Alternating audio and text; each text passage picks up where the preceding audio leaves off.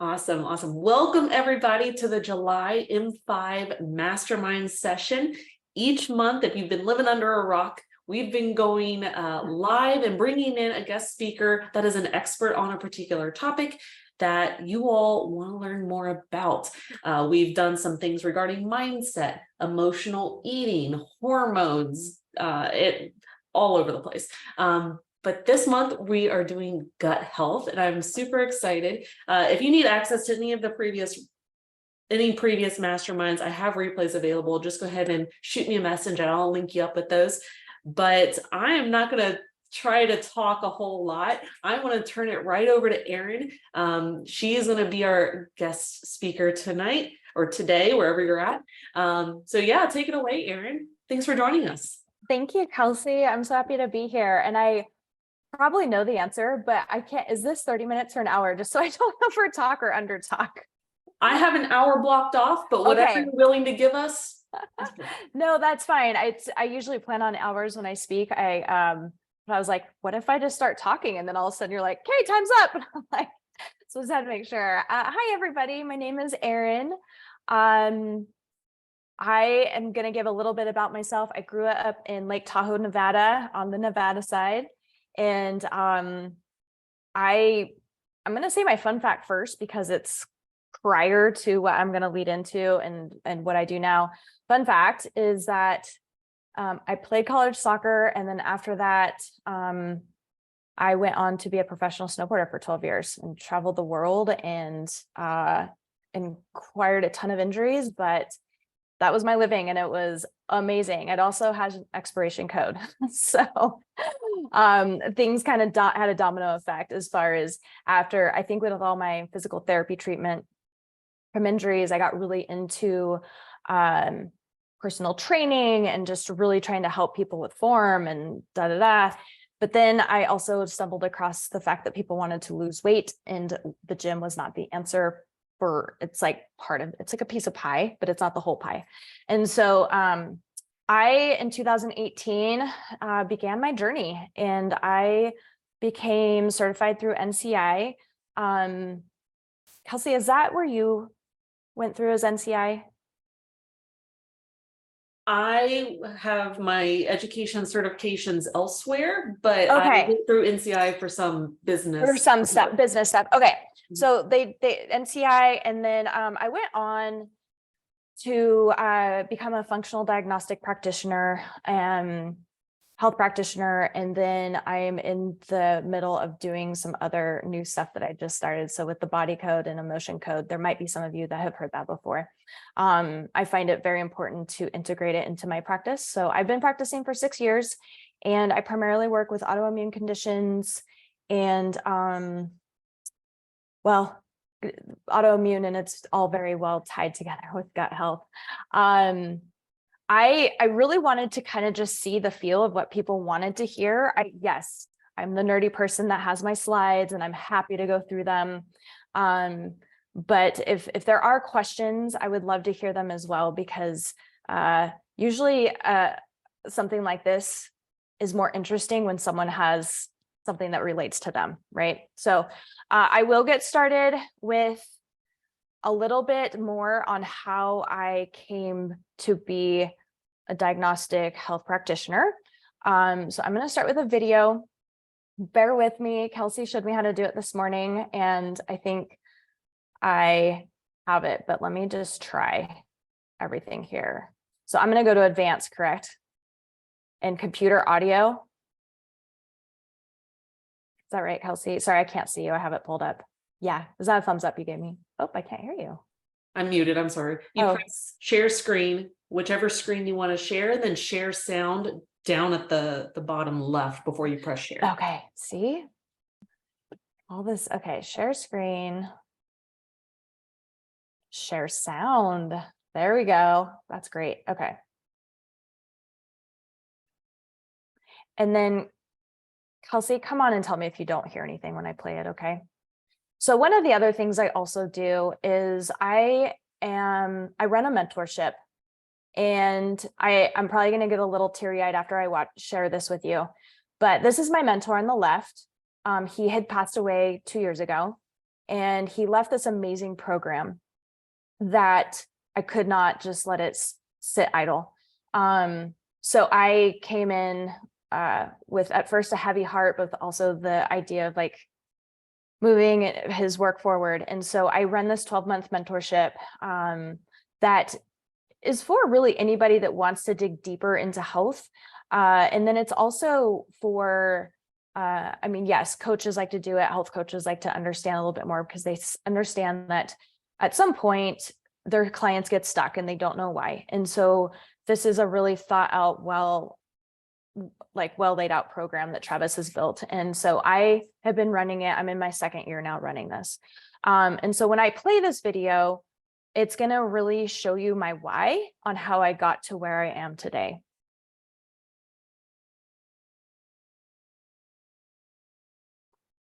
There's one photo that always pops up on my feed Can on you- social media, just on my camera as a memory, and it's Hannah at about 18 months old. Hold on. So the sound's down. It's a little low and the video isn't playing. I just see a black screen. Okay. This is why I knew this. I should have, I guess, gone on to and tried to share it, but let's see. Share sound. Optimize for video clip. Maybe I'll hit that. We can try it. Well, what's happening? That's paused. My share screen is paused. Let me just stop everything. Sorry, guys. If it doesn't work, it's okay. We can move forward.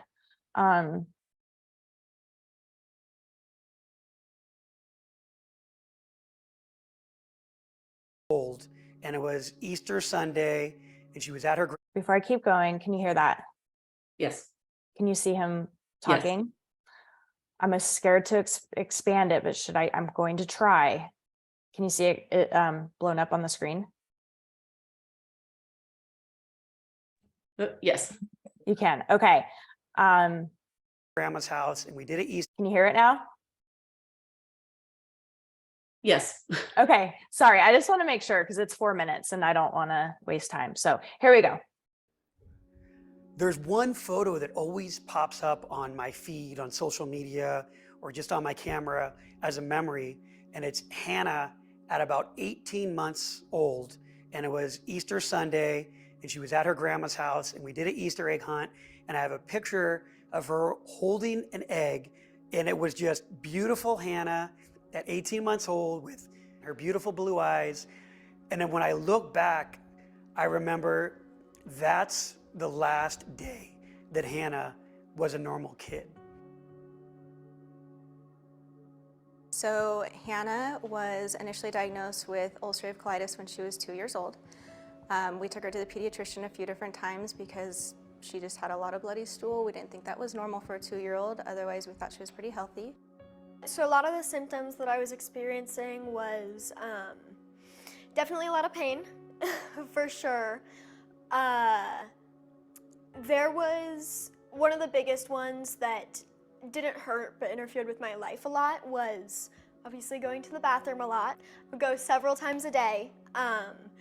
I wore pull-ups even to school up until, I want to say the age 8 or even past that, because I had to, because I had no choice. People don't expect a child that looks like her to be limited in what she can do. And there's been a lot of people who haven't understood her limitations. They haven't understood that she doesn't feel good. They haven't understood how she gets tired and how she doesn't get a good night's sleep and how she always has to use the bathroom. So it's an invisible disease, and yet it's so present. But when I look back and realize that journey we've gone through and everything she's had to go through, I think that just breaks my heart to go back and see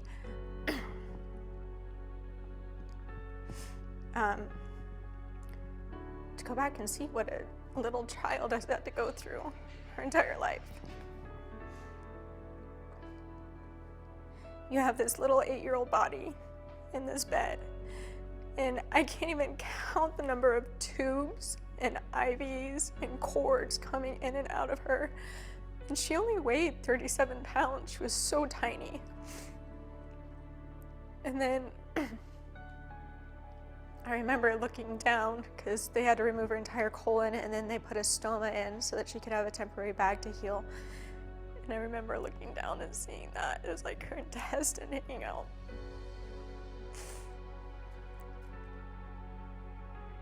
That was tough. That one experience with Hannah is, it makes you realize that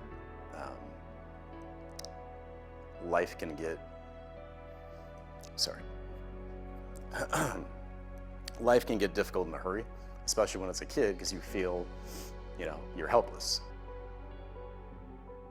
Advice I would give to anyone with a newly diagnosed with a child. Yes, doctor and healthcare is very important, but diet is extremely important. Hannah would not be where she was today if we had not taken a leap of faith in a gentleman who wanted to help her with her diet.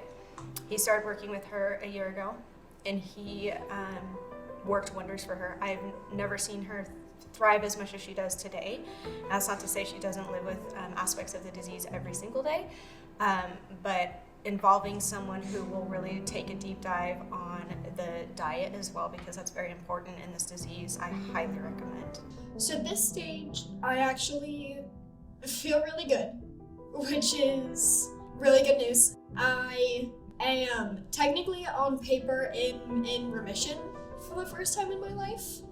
The most recent blood test that we did, I had the lowest numbers that I've ever had in my life, which was great news to hear, obviously. That was in part a lot of medications, but also we signed on with an amazing nutritionist who helped us with the diets and the supplements, and he has unfortunately recently passed away.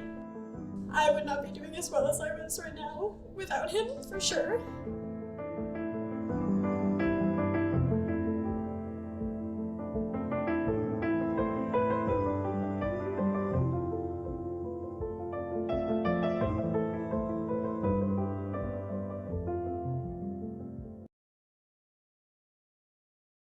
Okay, so that girl's my niece that Travis came in and helped.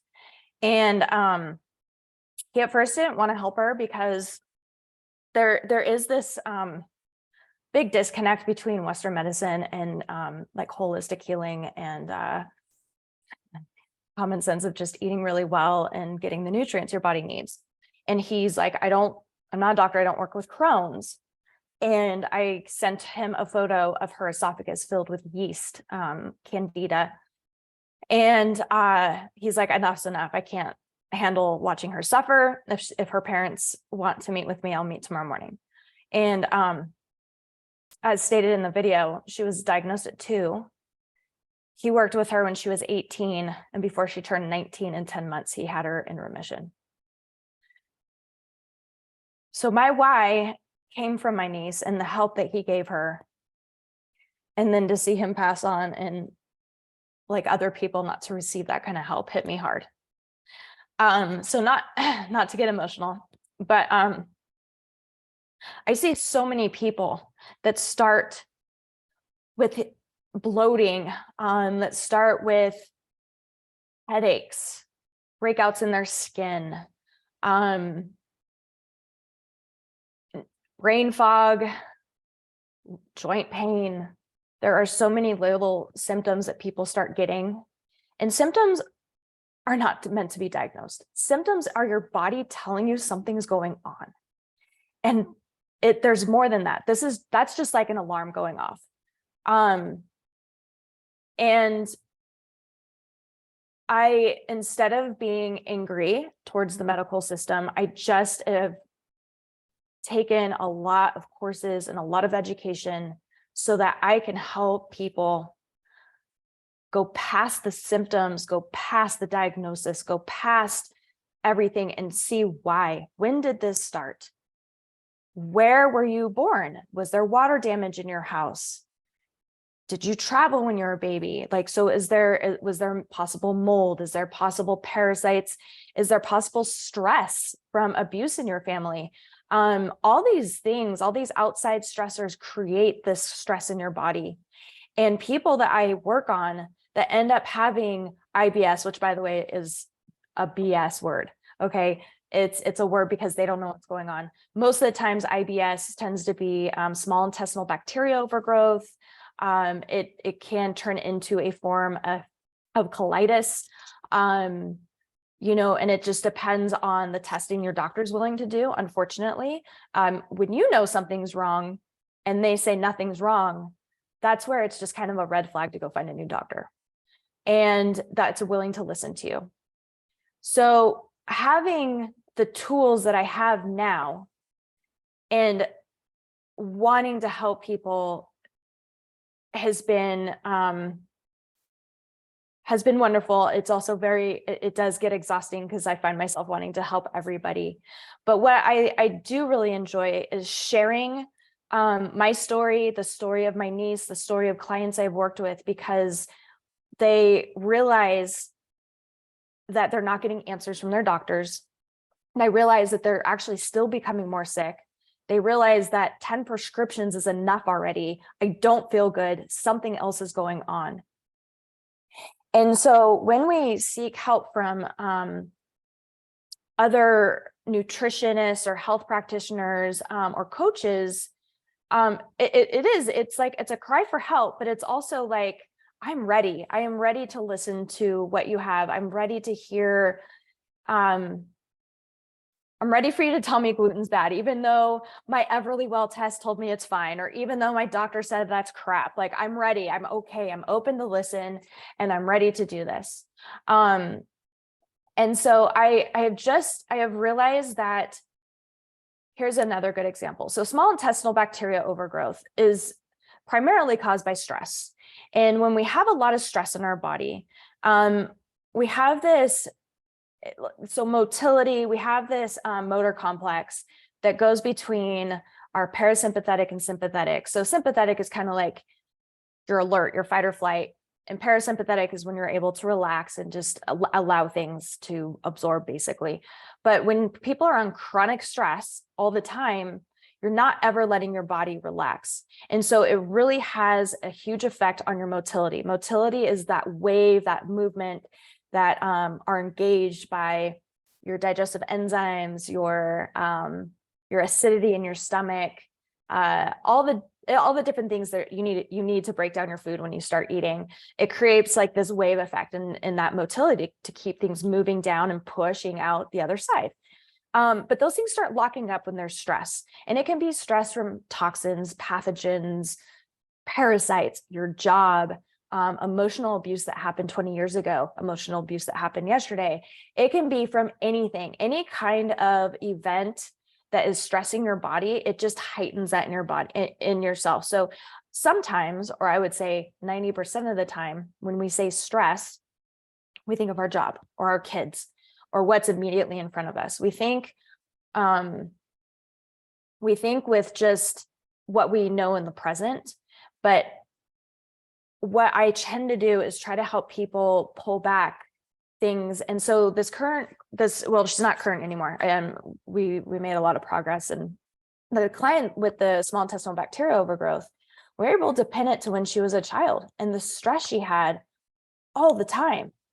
And there's a couple of things with that. One, we had to really find what it was and release that stress and create these boundaries so it doesn't keep happening. Two, when you go to the doctors, because she at first wanted to just take a prescription antibiotic to make SIBO go away. Yes, you can do that. The problem is it's temporary, because her motor chain complex, that motility I was just talking about, antibiotics aren't going to tell your brain or your body to keep things moving. So that's still silent and dead. So SIBO is going to keep coming back and back and back until you actually dig in deeper and create the motility that your body naturally wants to have, but is just blocked by a lot of stress. Does that make sense?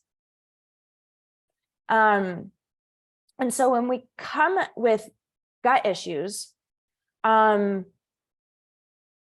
I like to help people eradicate parasites, and it's actually quite fascinating to see what comes out of the body. I like to help people create better bile flow. And for those who don't know, bile is created in our liver, and it can become congested quite quickly, especially when we are having the simple carbs, the alcohol, the sugar, not enough of the correct nutrients to keep everything flowing and going.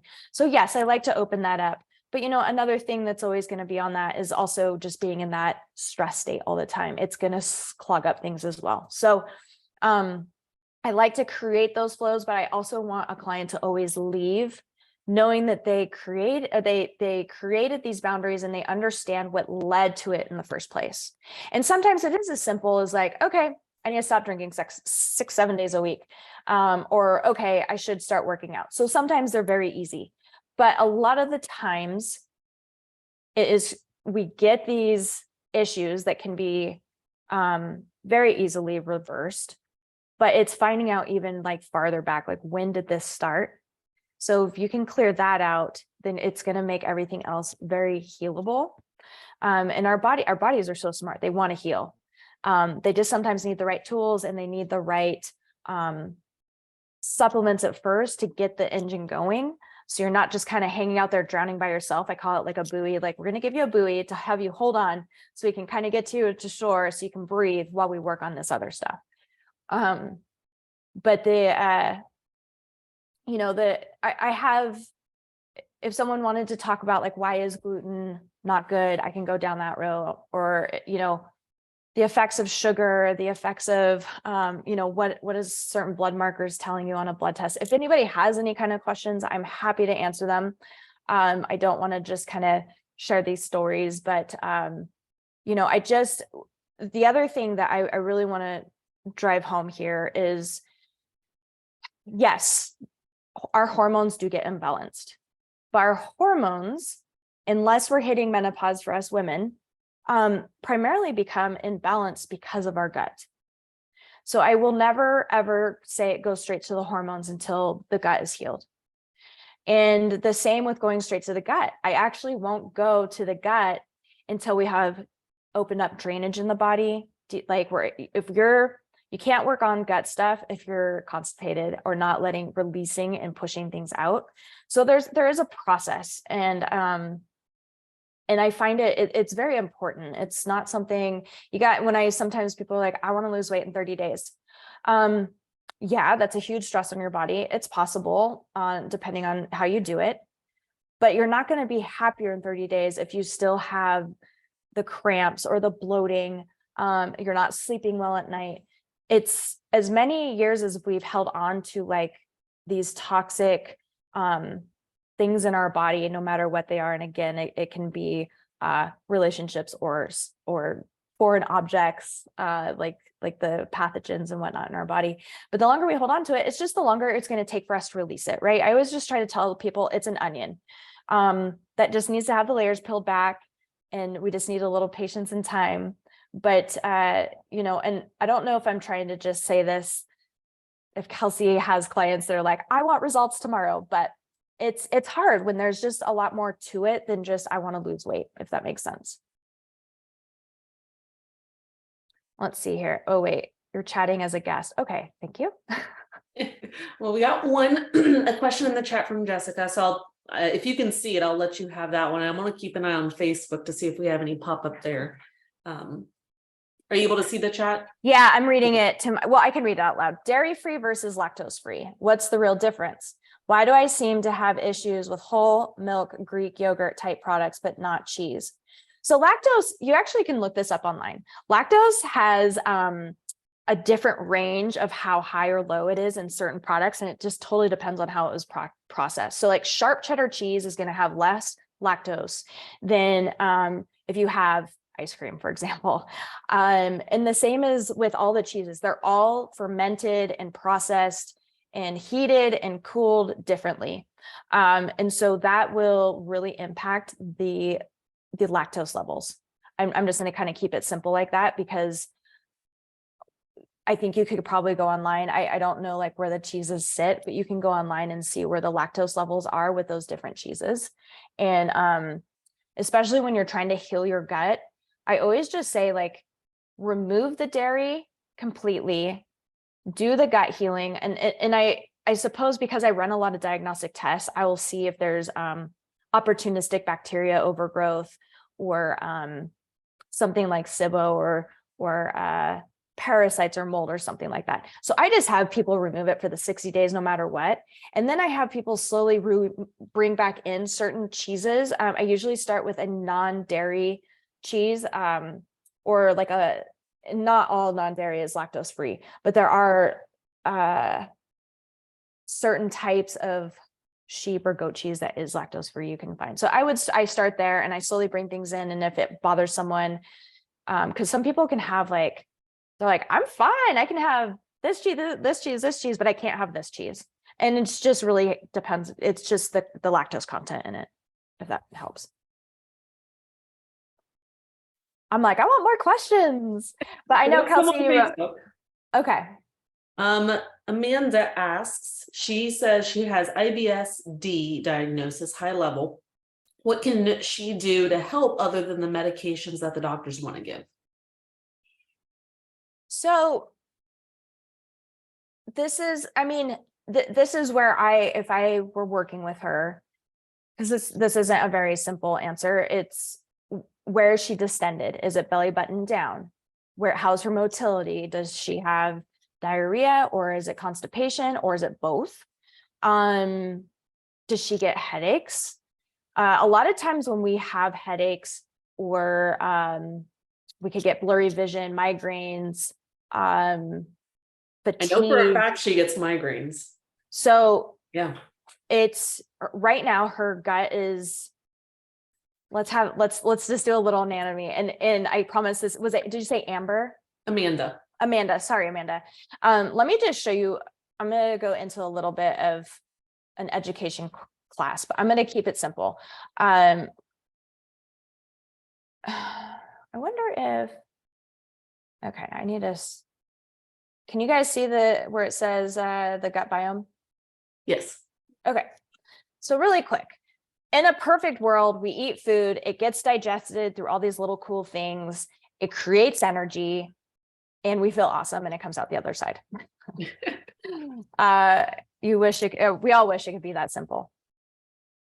So I'm going to take, we have the stomach here, and first and foremost, before I move forward, the stomach creates an acid. It's called hydrochloric acid.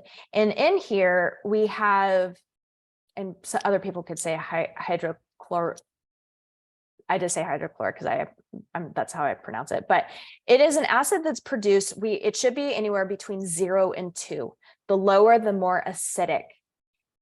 When we eat, ideally, this high acidity is going to kill off any of those endotoxins, any of those foreign things like the bacteria that the food you ordered, whose hands were on it, or whatever's contaminated in your water. Like everything we put in our mouths is definitely not, and it's not pure and clean. Like there's stuff on it, right? That's that's how we live. Like we need good bacteria. The bacteria keeps a nice little balance with us. But when we have stress, it lowers the stomach acid, okay? And when the stomach acid is lowered, I call it like the electric fence. When the electric fence is not working, it opens the floodgates for anything to come in and thrive in your body. And that's including bad bacteria, toxins, heavy metals, yada, yada, yada. Well, the other thing with that is now it's not stopped here, but now it's gonna keep going down into your small intestine. And so when we have this gate down, and now we're getting all this overgrowth in our small intestine, and in your large intestine. I'm sorry, it can like actually overgrow wherever it decides to. But I want to now take a picture into a part of our small intestine. So I just want to make sure. Okay, so we have this lining. Let me go back up here. So let's just pretend this lining you see around the stomach, it's like a thin skin. And to think about it like this, when you eat food, you don't want it like coming out of this skin, like all over into your body. You want it to come in and do its thing. So when we go down and look at this thin layer, so now this is that layer of skin. This is what's on the inside of that layer. You have these microvilli, And these little guys are the ones that help with absorbing the nutrients that your body needs. And they also are the ones that have, it reminds me of the ocean floor with all the plants going back and forth. But this is part of your motility. This is what's keeping things flowing and pushing down your body. And we also have these things, and really quick, this is a cell called enterocyte. And if I'm going a little over people's heads, just bear with me. So this lining right here between our gut and the other side of our body, it's 1 cell layer thick, 1 cell layer.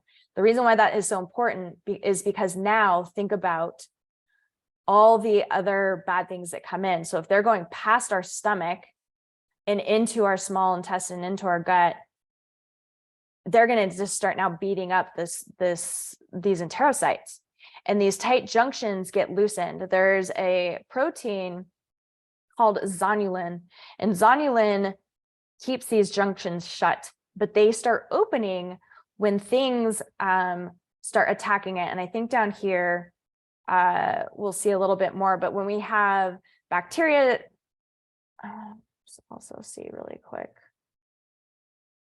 Let's do this picture. This is my favorite. So what things that can start attacking it? We have like viruses, bad bacteria, we have fun little parasites, toxins, and then we have gluten. And I'm gonna just hit on gluten for a second, because one of the things the doctors never told my niece, except they did tell her only eat processed food because it's already processed and your body will work less. Well, guess what? Processed food is crap. Okay, there's no nutrients in processed food. Not only that, there's gluten in everything that's basically processed food. And I don't want to come across as the bearer of bad news, but there are thousands of articles and research that is done now on gluten and how it affects our gut, especially when we don't have a healthy gut lining. Nobody in the world can process gluten. And if some people are like, well, I feel fine eating gluten, and that's fine. You obviously are healthy and your gut is healthy, and your body is able to open up these tight junctions and just push it right back out. But when you start thinking about all the other things, especially if your stomach acid is low, going up above this layer and letting all these bacteria and toxins in, it starts now breaking upon this single layer of cells. And in the gluten being one of them, because a lot of people think it's totally fine for you, it's made up of 2 protein enzymes called glutenin and gliadin. Gliadin makes up about 75% of gluten. Both of these do not break down into amino acids like all the other food that we eat. It breaks down into polypeptides. Our body cannot break down polypeptides. Okay, so now there's this thing that's knocking on the door, and our body can't break it down. So it needs, the zonulin needs to open up and push it out. When we constantly are eating gluten, the zonulin can't keep up, and these doors now are opening the gates for everything to flood in to our bloodstream. And so this is called the blood-brain barrier. When all these pathogens and all these like endotoxins and everything are flooding our bloodstream, you're going to see right here, our gut, it's called the vagus nerve, which is one of the largest nerves. Our gut is attached to the vagus nerve, and it's attached straight to our brain. So now when we have these things leaving our gut and going straight to our brain, it's like, I don't know if you've ever heard it, but people are like, geez, what's going on in your gut is going on in your brain. What's going on in your brain is going on in your gut. Like if you have leaky gut, you probably have leaky brain. It's not like a term that you say, but and leaky just meaning, yeah, it's getting in this vagus nerve and it's going from your gut to your brain.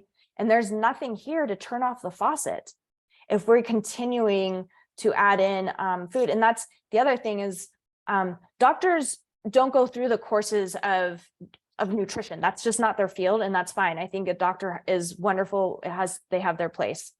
But when they just send you off in your prescription pills and just like, okay, just lose weight and we'll see in 3 months or in 6 months, whatever they say, they're not addressing what actually can be getting some help in your gut. So I don't know if gluten's been addressed. There's a lot of inflammatory foods. If gluten has been removed, has all dairy been removed? Have eggs been removed? Have alcohol, have all sugars been removed? And then with IBS, it's a loose term, but, I always first want to go through SIBO. If it's small intestinal bacteria overgrowth, what that is it is bacteria in your large intestine, good bacteria, that has gone up into your small intestine, and now it's creating havoc. So it's just having the good bacteria in the wrong spot. And so, and now they're just feeding off of what they really like are foods high in FODMAP. And so I usually will do like a little, well, a lot of people just like to run a SIBO like diagnostic test, which is a breathing test you can order. But, a simple way to do that is just do a low FODMAP diet for 7 days and see if you feel any better. And, if you do, then great. Like that's the route you'll probably take for the next 3 to 6 months. If it's not SIBO and it's some sort of inflammatory food, then that's something you would probably want to take out for 60 days. And the thing is, I'm going to go down here, but when we have this inflammation in here in our gut, and that's what happens is inflammation is created when these things are constantly attacking and getting into your bloodstream. You are too inflamed to absorb any of the good nutrients. So now when you're cutting your body off from your B vitamins, by the way, B6 is the cofactor for serotonin. 90% of serotonin is produced in your gut. Serotonin, as we all know, makes you happy. So if you're not producing a lot of serotonin, we have depression. So B6 isn't being absorbed, okay? And autoimmunity is being created. Autoimmunity is when we have, let's go back up here really quick. This is a good one. So we have our immune system, correct? One of our major ones, it's like our main line of defense. It's called secretory IgA. And these little wishbones here, this is the SIG-A, they come out and they go in full force to help defend your body and keep you healthy. And when we constantly have these guys attacking us, we become tired. Our body becomes tired. We become run down because the secretory IgA is fighting hard and it's not winning a battle if we don't understand exactly what's attacking it. And so when secretory IgA comes out, it's like, I don't know, like friendly fire, or it's collateral damage. It's like you're going out in this battlefield to protect yourself, but some innocent civilians get caught in the middle of it. So it's the same with the secretory IgA. It's coming out to fight this battle, but it's also attacking your body's own tissue.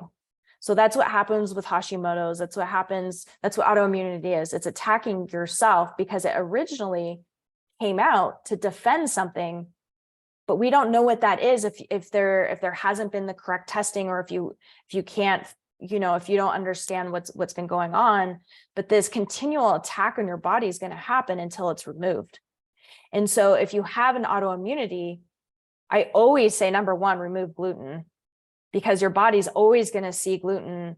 It's always going to attack it at this point. There are similar protein enzymes in gluten that are also in other foods. And this is kind of going to go into the food intolerance. So gluten has a similar protein enzyme to eggs, egg protein, to oats, to rice. It's called molecular mimicry. So when you have these foods that are all of a sudden coming in and your body's like blurry now, I like saying, like putting on like beer goggles, like you can't really see what's happening. And it's now firing off at this food that should be technically really good for you. But it's so inflamed, it can't derive left from right now. So then food intolerances begin to build up in your body. No, I do not think dairy is bad for somebody. No, I do not think apples are bad for somebody, or tomatoes, like everyone has the nightshades. These aren't bad, but your body is now getting this molecular mimicry thing happening where it can't decipher one for the other. So when I have people remove food for 60 days, I have them slowly reintroduce each one at a time so that their body can see if it's still affected by it or not. Our body is constantly changing and healing. So even if it can't take it in 60 days, I would still say, hey, a year later, how are you feeling? Like if you have continued on this health journey and you've only kept improving, go try it again 60 days or a year later. What drives me nuts is when someone's like, I got a food sensitivity test 10 years ago, so I haven't eaten apples since. Our body is not the same chemically, like our chemistry is not the same. The cells are not the same. There is nothing the same 10 years later. And so we just need that food intolerance is in the moment until we figure out what's going on. And so I'm just going to kind of go down the line. And so the blood-brain barrier is breached. This is where it's now going in and they're kind of like partying wherever they want to. What I will say is our brain is 60% fat. Toxins love fat. They're fat loving. So any type of fat we have in our body, toxins are storing themselves in there. Pesticides, herbicides, those are water soluble. So when you sweat at the gym, you're usually sweating out herbicides, pesticides. That's wonderful because they're on everything. But when we have heavy metals and mycotoxins, mold, holy heavens, mold loves to store themselves in fat. And in fact, they really like to store themselves in your brain. So now we have all these guys swimming around finding fat cells to store themselves in. And then there's systemic inflammation. And this would probably just lead me to a whole nother subject, but it does go into sleep. When we deprive ourselves of any type of solid sleep through the night, we are not fully detoxing. We have to go into that deep REM stage 3 sleep in order for our body to fully detox its brain. So when your brain is fully in that deep sleep, it actually goes in. There's like studies that show this. It's fascinating, but your brain goes in and shrinks down and then pushes this fluid out. It kind of reminds me of like an octopus when it like does this thing and then like pushes the dye out. And it pushes that out and it's like flooding and like going out of your brain and being pushed down. But now here's the other thing. So you're detoxing your brain in this great, wonderful, deep sleep. But if you're not eating enough of the right fibers you need insoluble fibers to attach to these toxins to pull it out in your bowel movements. So if you're not having daily great bowel movements and not sweating and yada, yada, so those toxins are just recirculating and being restored in other parts of your body. That was a lot. I'm sorry for the vomit overload, but I hope that answered your question. I don't know what your diet is, Amber. What was again? Amanda. I got the AM right. Sorry, Amanda. So, if I mention something that you haven't tried yet, or you have some questions later, and Kelsey's more than welcome to ask me, but I do think that there's a lot of room for improvement, probably with diet, lifestyle, and environment. And that was a complex answer, but I really thought it's important just for everybody on here to kind of understand the process that our body goes through. Yeah. Now, as we get closer to the end, I want to give you the chance to share your contact information. Should people have questions, like what the best way is to get into contact with you. So we'll do that at the end. We do have Jessica again in the chat asking about prebiotics and probiotics. Eat them. A good supplement? Should they be taken? Should we just get them from yogurt?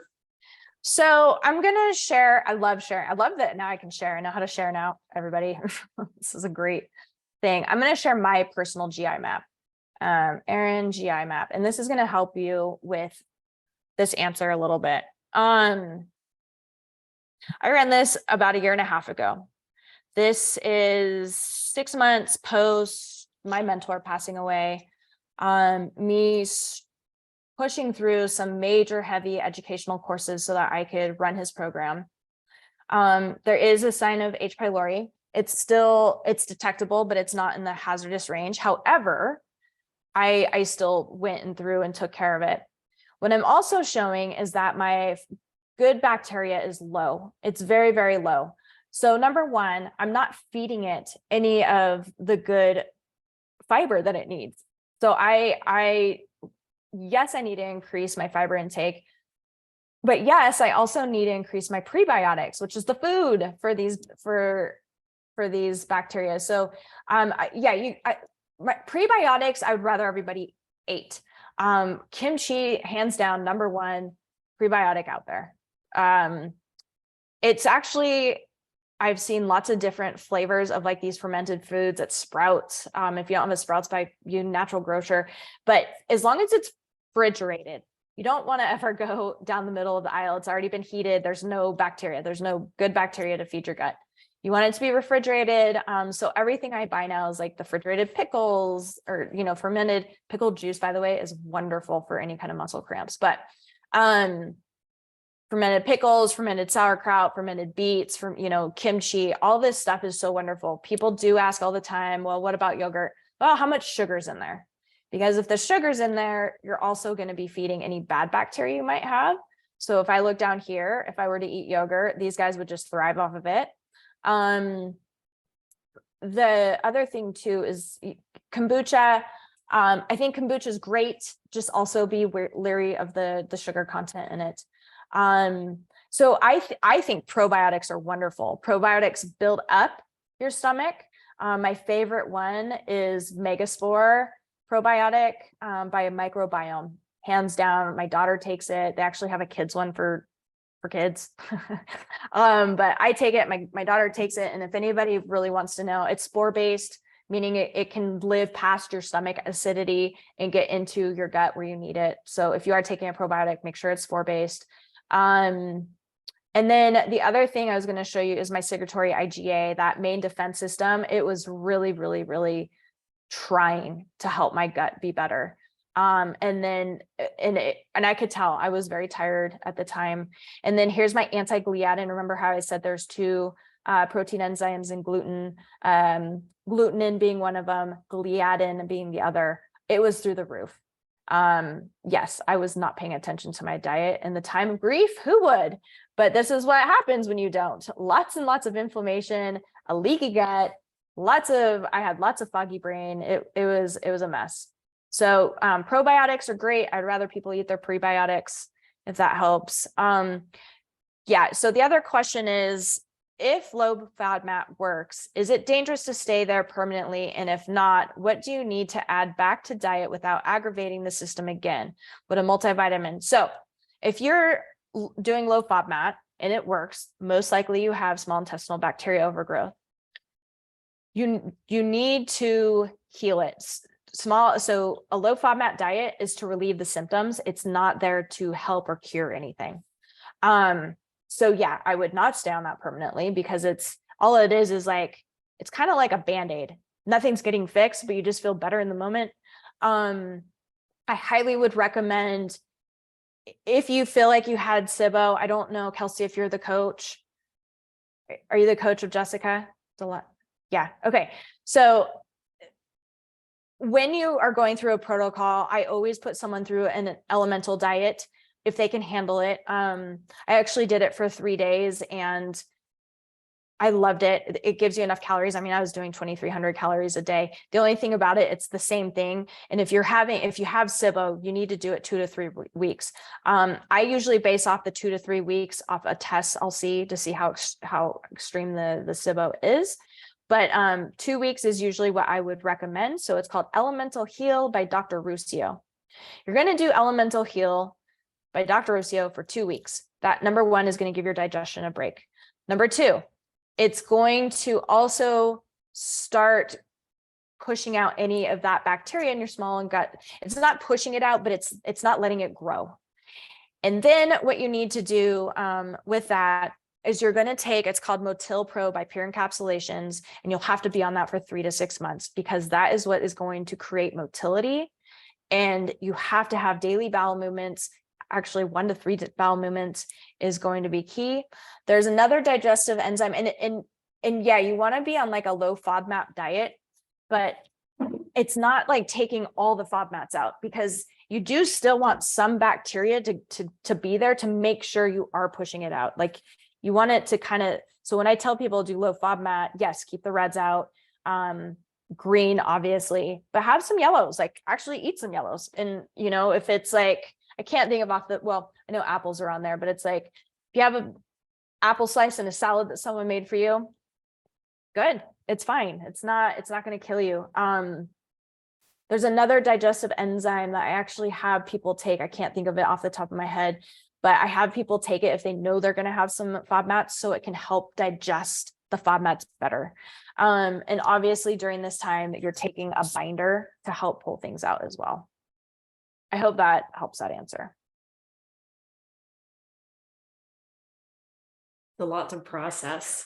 It is, you guys. It wasn't meant to be like a info dump, but it's so fascinating. And I just want you to know that there are answers out there. There's always a reason for a reason. There's always something, like, it's never black and white. Everyone's very different. Just because this protocol worked on my one SIBO client, in fact, didn't work on my other SIBO client, or just because this, and by the way, like, colitis is in multiple different forms. Colitis is usually triggered from a stressor in your life. It's not like my niece at 2 years old. Number one, they're like, well, it's only genetic. By the way, I want everybody to just hear this, and you can think about it. You can disagree with me. Genetics plays 5% in anybody's health issues. 5%. The rest of it is environment and lifestyle. And so it's like, don't blame your ancestors, take accountability and change what you can, make it preventative. And it, when I look at my niece, there was something going on that was stressing her. I never, I'm very sensitive when I talk to my sister about it, but the more I've looked into this, and not just her case, but when I see people getting sick at a young age, I really, one of the biggest things is there mold in the house? Is there abuse in the house? There's some kind of stress going on that's occurring to have this illness at such a young age, most of the time. So yes, I think I answered most things. We got one more question on Facebook, if we have time for that. And maybe this is an easy question. I don't know. How do you test for all of this in the gut? Is there one test you can do, or it kind of depends on kind of what your symptoms are? So there's 2 tests that I love to use. One is the GI map test. That's the one you just saw. That's going to show you any kind of opportunistic bacteria. I really like it for showing what your immune system, the SIG-A. A lot of times it will be really low, which means someone's in a chronic state of stress. And I really like to see the anti-gliadin marker. H. pylori is another one, because H. pylori, again, I don't want to go straight to the gut. If you have H. pylori and we need to work on something higher, which is up in your stomach. For those of you who don't know, your stomach is actually kind of behind your rib cage. So that's why I'm kind of pointing up here. So if you do get that like burning or like instant feeling of bloat, or just that kind of like, I don't know, don't feel good within 10 minutes of eating, it's your stomach's your stomach is back here, not your intestines. I said that wrong. Your stomach is back here. It's first, right? You have esophagus into your stomach, and then it goes down into your small intestine. So yeah, that the other thing I just started running on my daughter, especially because it's called Vibrant America, and you can look into it.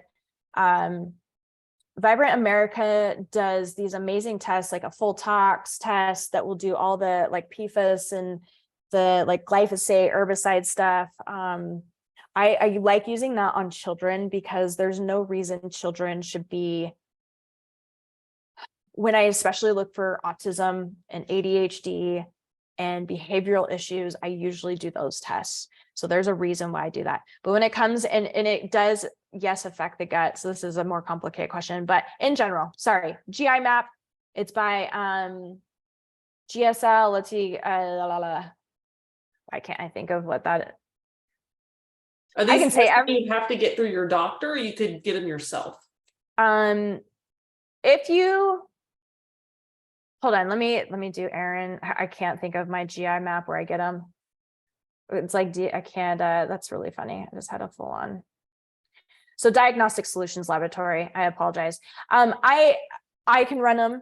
But if you want to just have it ran, you can go through your doctor. I have had interesting thing. My friend's son was really sick and nobody could figure out what was wrong. And her pediatrician was on board to run the GI map and was like, here's a prescription. The problem is they didn't even know how to order it. So there's a prescription written, but nobody knew how to do it. So I was like, I will order it for you, but it's not going to go through your doctor. And so if the doctor's on board, they have not been trained in these other diagnostic testings. So no, I mean, a full blood panel is also really hard to get from your doctor. And actually your doctor can order that. It's very hard to get them. And when I say full blood panel, like getting your TSH, free T4, free T3 tested, that's not full thyroid. Like it is like pulling nails out of a doctor to get a full thyroid. So you can go, let me just back up. So if you go to Diagnostic Solutions, you can ask to order a test and they'll have a licensed practitioner like go through the test with you. I believe you can go through like Rupa Health. I believe you can go through Evexia, that's EVEXIA. And again, Vibrant America is another good one. And then I'm going to give one more. It's called Mosaic Diagnostics. That's where I get my other test. It's called Organic Acids Test, and it does the neurotransmitters. So for behavioral issues as well. So yeah, as a practice, I'm licensed to order these and for my clients, and I'm able to do lab readings and break them down. But these services also offer other doctors or practitioners to do it for you as well. If you just wanted to go on and order a test and just have someone like explain it to you and break it down for you and what to do next. Yeah. Awesome. So I'm sure people are gonna like digest all of this information and come up with perhaps more questions. What is the best way for them to get in touch with you? Is it social media?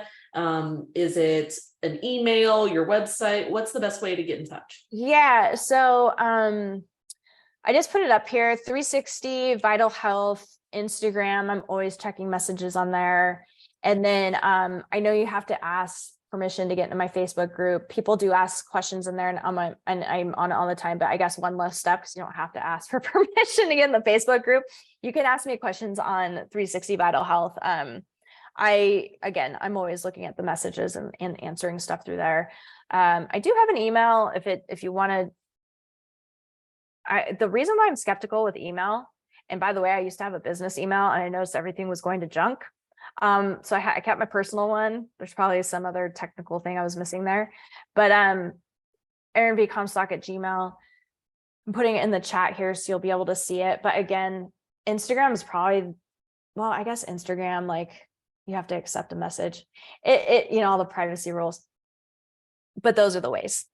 Awesome. For sure. Awesome. And Kelsey, you know how to get a hold of me too.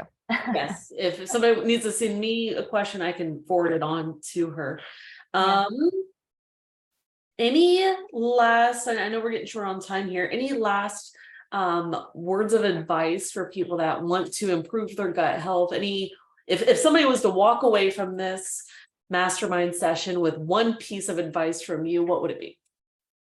I would be, don't get stuck on the symptoms. I would think past the symptoms. Why could this be happening to me? What triggers it? But more than that, when did it start? It didn't start yesterday. So when did it start? When did you start to notice these changes in your life? When was the last big event in your life that could have created this stress? Or when, I really like people to just think back, and it might not even come to you now. You might be driving on the freeway and be like, holy crap. I remember when Joey pushed me on the swing in second grade and I flipped upside down and hit my neck. Or, it's just like, it can come to you out of the blue and be like, that's when I started getting gut issues or like back pain that led into these gut issues. So my biggest takeaway is definitely, please don't get stuck on the symptoms, because the symptoms is just your body telling you something else is going on, and to dig deeper. That's my takeaway. I love it. Yeah. Well, Thank you for sharing with us. I got a page full of notes that I gotta again digest and You're process. welcome. And but yes, thank you for sharing your expertise. Hopefully everybody, I see people on Facebook and here in Zoom, if they could give you a little round of applause. Yeah, no, Great. thanks for having Um, me, everybody. It was wonderful being here. Thanks for the invite, Kelsey. And yeah, if you guys have any questions, especially since you're going through a couple things right now, you can ask me. But if you are working with Kelsey, just maybe Kelsey asked me so that because being a coach, like I can kind of give her some protocols and she can like walk you through them. So it's like not just me throwing some information, like Kelsey, as being your coach, can walk you through it. So yeah, for you're sure. welcome. Everybody have a Awesome. great weekend. Awesome. Love it. Thank you, Erin. Have a good You're one, welcome. everybody. You too. Bye.